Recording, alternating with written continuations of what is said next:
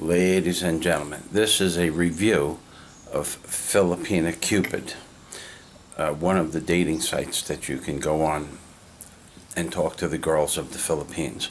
But what you should know before I start is that it is typical of all the dating sites. And what is typical about it is that 90% of the women that are on the sites have no intention whatsoever of ever meeting anyone, ever. They have boyfriends or they have husbands, and this is just a job.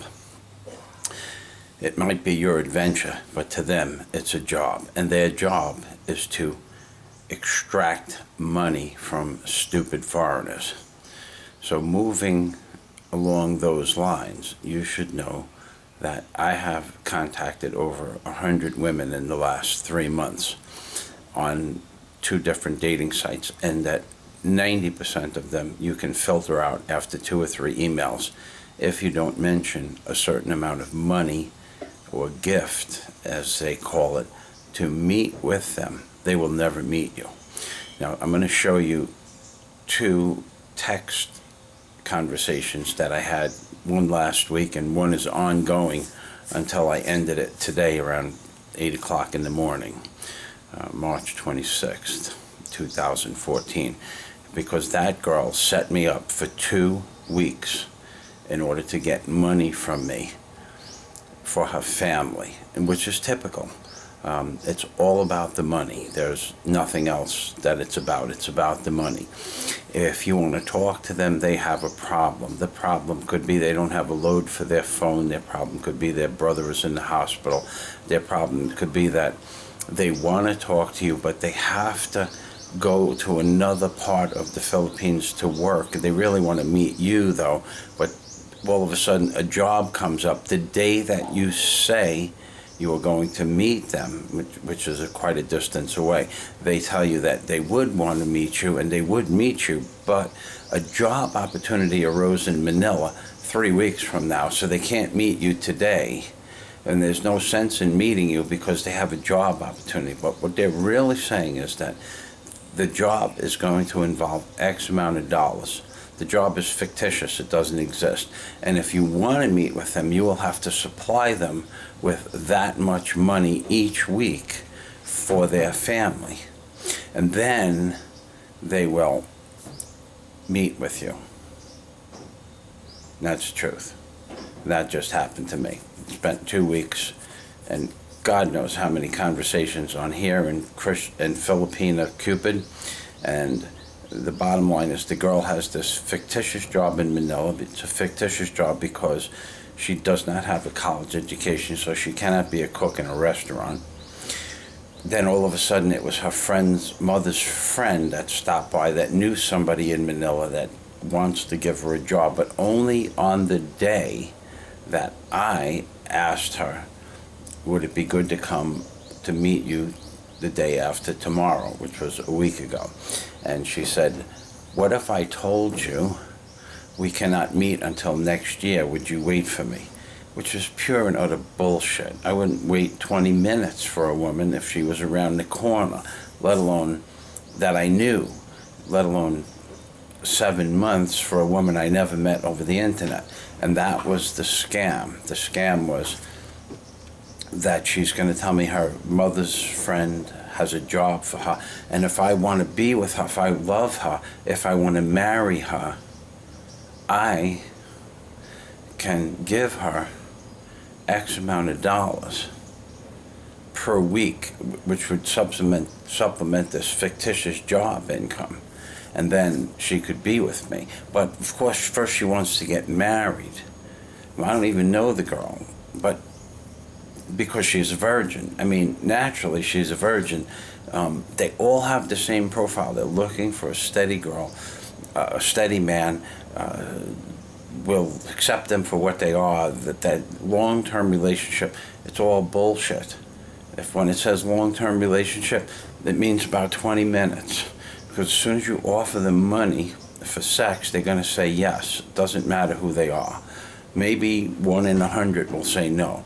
But when they tell you they're looking for a long-term relationship and they want to meet you, but they can't meet you because they don't have car fare, they don't have bus fare, they don't have taxi fare, they don't even have 16 pesos for 2 jeepneys. That means they want money. As soon as you offer them... You make them heading out of there, heading down. All right, Dave, I don't know that I'm going to make it today. Okay, no problem. I'm going to go... You make it, if you don't, you don't. Okay, thanks, Dave. All right, have a nice swim. All right. So the bottom line is that if you give them the pesos for the fare when they get here, that's one thing. They'll have lunch with you. But if you want to date them, then you have to give them they'll ask you for the gift. They will ask you for a gift. And the gift could be 1,000 pesos for their mother, for food for the family. Now, if you don't give them the 1,000 pesos, you're not going anywhere. If you give them the 1,000 pesos, you're going far, wherever you want to go. You're on your road to your next condom heaven, whatever you want to do. But you have to understand that 90% of them are all in this game. There's no reversal of the numbers. It's 90% or more are going to ask you for money or a gift. Now, the people that are online talking to these girls, like me last year, we're assholes. I'm an asshole and you're an asshole, because it's all bullshit. The 5% that are really looking for a man are not going to talk to you on the internet for 7 months and then ask you for money.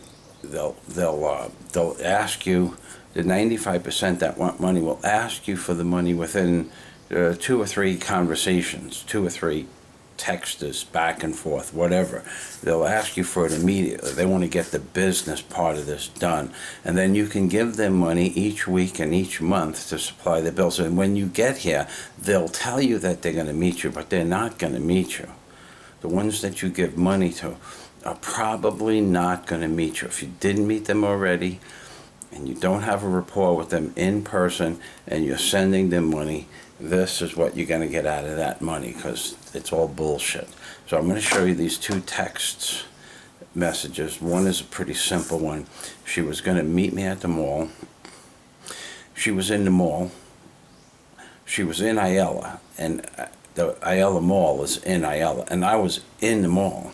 So all I had to do was go upstairs. I was across the street from the mall, okay? I was like 1,000 feet away from it, so I was really in the mall. And she didn't show up, and then she said she was there, but I wasn't there. But I was there, she wasn't there. It's a scam. And the second one I'm going to show you is an ongoing conversation that's lasted two plus weeks between this and Filipina Cupid. And this is the girl that set me up, that she has a job in Manila, fictitious job in Manila, that she wants me to give her family money. Okay, so here we go. We're going to put the camera down like this. I'm going to show you the first girl's text messages. Okay, it's a little difficult for me to see everything, but okay. Okay, this is the idiot no-show. We're going to call her the idiot no-show. So this one here, we're going to go to the top message. Okay, let's go back. Okay, hold on a second. Okay, put the screen down.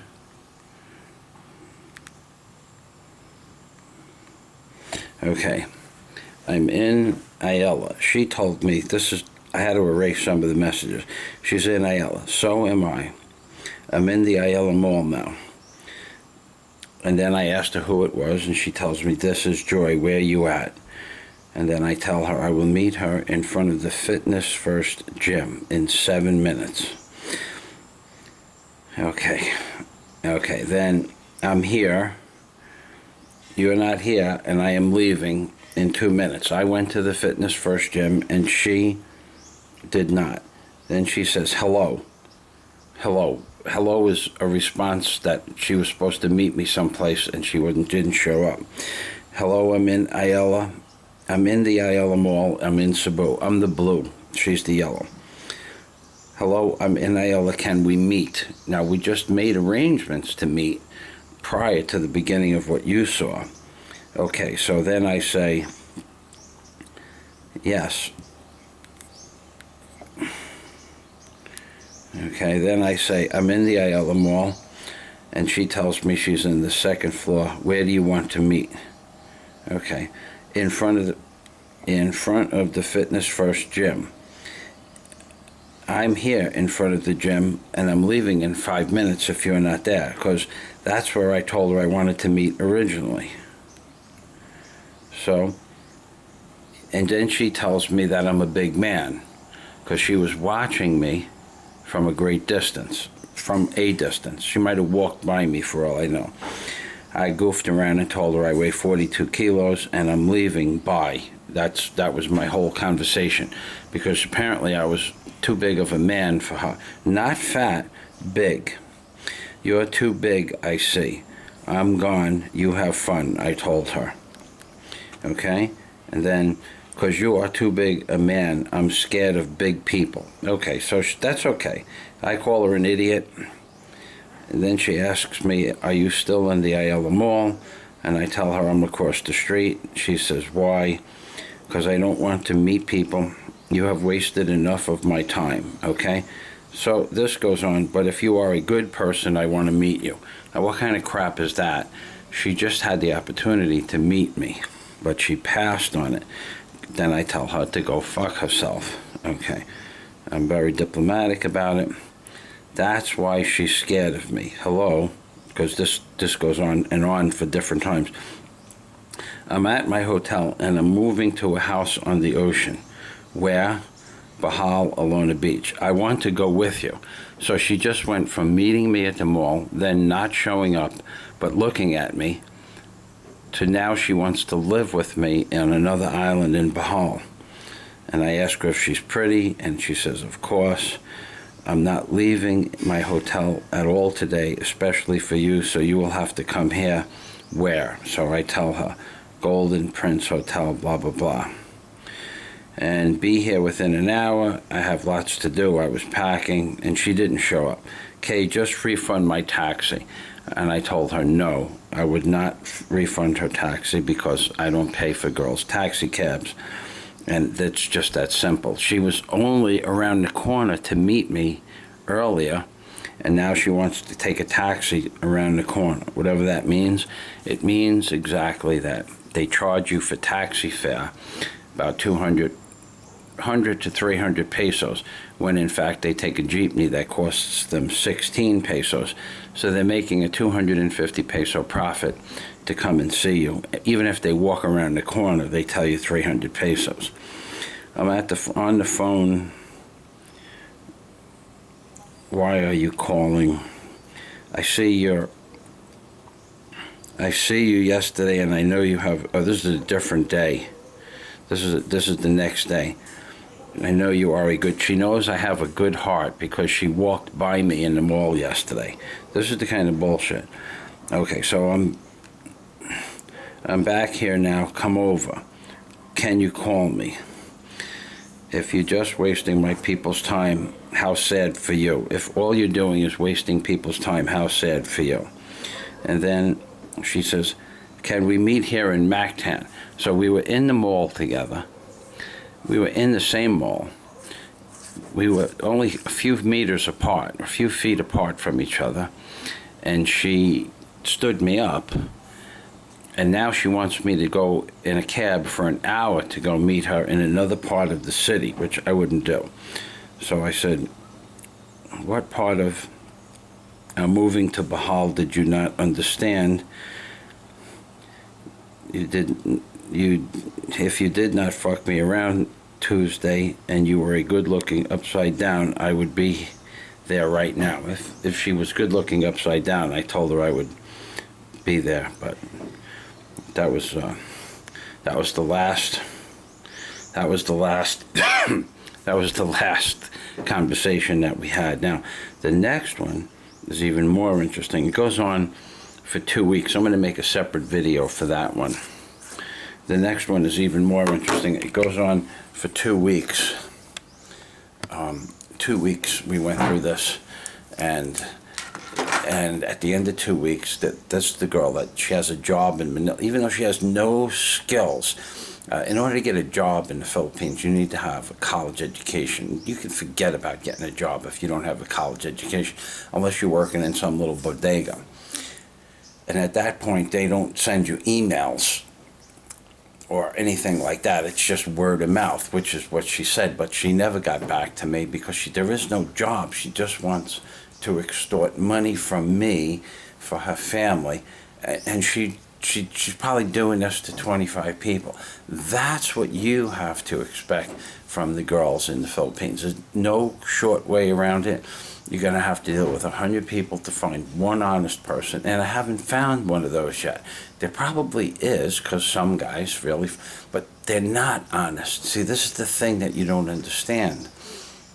The honest ones are the ones you bought and paid for. The 1% or less that are truly honest, a needle in a haystack. Finding them, keeping them online long enough to meet them for a year with 200 other people texting them and emailing them. It's a game, and you're on the shit end of the stick once you start sending them money. And they all want money. It's all about money for their family, and it's always about the same thing. Just have a different game. And that's my review on all the dating sites: Christian Filipina, Filipina Cupid, the other one, Cherry Blossoms. All the same. 95% of them are married or have a boyfriend, and it's just about extorting money from you and your weaknesses. So this is Rabbi Drew Barker telling you all, if you send them money, they will not come. That's right. Remember 3 things, ladies and gentlemen. Always remember 3 things. If Mr. Obama's in the White House, and he is, and he had a son would look like a Trayvon Martin. His son would be in cards playing hell with the pedophile priest, and his son would be dead. That's right, baby. Oy vey and shalom from the Philippines. That's right. Oy vey.